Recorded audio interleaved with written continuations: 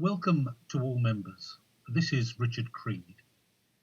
The establishment of good governance is crucial to the smooth running of any organisation.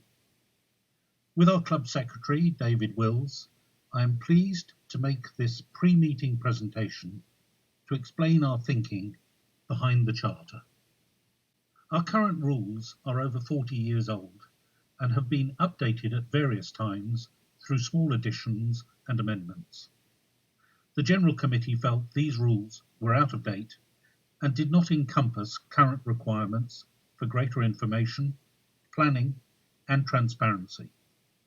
The task of updating them has taken 2 years and considerable debate. At General Committee, we have discussed aspects at various times and have not necessarily agreed on them, but have come to a consensus. The result is this Charter, which requires a special general meeting of members to approve and adopt them. As you know, we are planning to hold all sports section AGMs in December, and then the club AGM in mid-January. So it was agreed these should be held under a new charter requiring greater information for members. Last year, the General Committee agreed to form various subcommittees comprised of club members who have relevant skill sets to review and research various topics and prepare recommendations for the General Committee to make decisions. One such subcommittee formed was the Governance Group.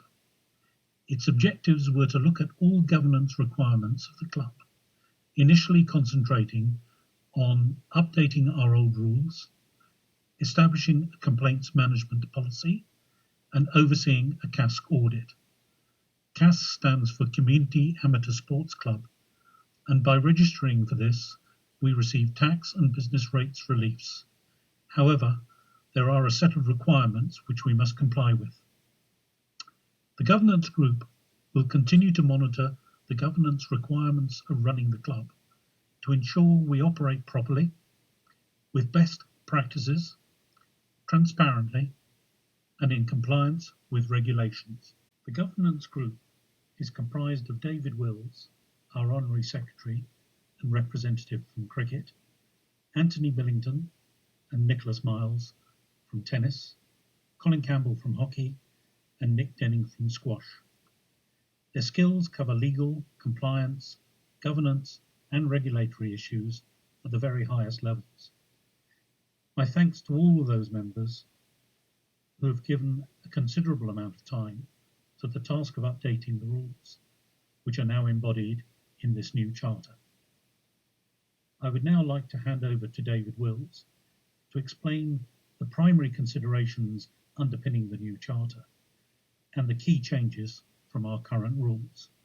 The primary considerations when drafting the new charter were as follows: updating the club rules to take into account the latest legal and CASC requirements, developing a governing document that will stand the test of time, that is, providing a framework of high-level principles under which specific individual policies can evolve and adapt to changing circumstances as necessary, enshrining good governance to ensure club affairs are conducted in an appropriate manner, the club is run in a sustainable fashion, and club officers can be held to account. Ensuring all sections are dealt with and contribute in a fair and equitable manner as part of a single multi-sport club. And clearly articulating and differentiating the responsibilities of the General Committee and the sports committees. The look and feel of the new charter is quite different to the old rules, and numerous aspects of the detail were debated at length.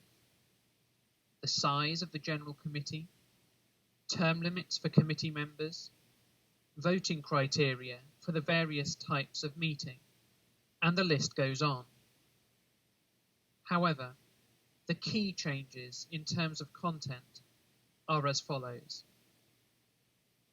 greater devolution of responsibilities to the sports committees. Each section is different and operates a different business model, meaning that sports committees are best placed to determine policies for their sections. The General Committee retains the power to intervene if sports committees act inappropriately. Requirements for greater transparency, including a rolling 5-year strategic plan for the club and each section, and informing the membership of any material decisions taken. Greater financial prudence and oversight. This includes setting budgets that aim to balance income and operating expenditure over a rolling 3-year period at both section and club level. Appropriate allocation of central costs to the sections, and a prohibition on borrowing being planned to cover operating or annually recurring capital expenditure. Term limits for committee members, more robust terms and conditions for the conduct of club meetings, and the introduction of a more comprehensive disciplinary process. Thank you, David.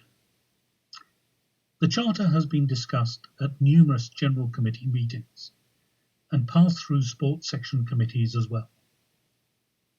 In addition, our club lawyers, Gregsons, have reviewed and added their observations, culminating in the Charter that was sent to all members on 12th of October. Since then, questions have been asked and full responses given by David Wills. At our special general meeting on 23rd November, there is one resolution before members, and that is that the Wimbledon Club members adopt the attached charter and bylaws to replace the current rules and bylaws. We're obviously happy to take questions at that meeting, but must point out that any changes to the charter would require another special general meeting. I look forward to speaking to you on the 23rd. Thank you.